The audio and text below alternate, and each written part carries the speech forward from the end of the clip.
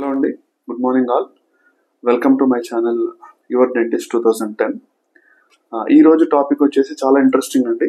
చాలామంది క్లయింట్స్ నన్ను అడుగుతూ ఉన్నారు, డాక్టర్ గారు బ్రష్ చేసుకున్నప్పుడు చిగురులోకి వెళ్ళి రక్తం వస్తూ ఉంది, నోట్లోకి వెళ్ళి రక్తం వస్తూ ఉంది, హార్ట్ ఏమైనా తిన్నప్పుడు రక్తం వస్తూ ఉంది, ఇదేమన్నా క్యాన్సరా, ఇదేమన్నా పెద్ద జబ్బా? నా అనుభవంలో చెప్తున్నానండి, 99% ఇది క్యాన్సర్ కానీ ప్రమాదకరమైన జబ్బు కానీ ఉండదు. Mostly it will be gum disease అండి, చిగుర్ల వ్యాధి.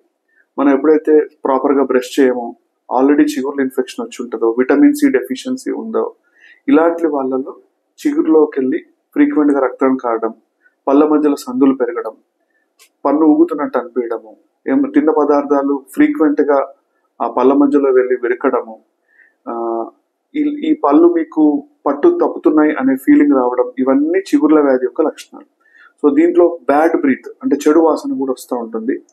సో దీనికి సింపుల్ సొల్యూషన్ ఏంటంటే అండి, గో టు యువర్ డెంటిస్ట్.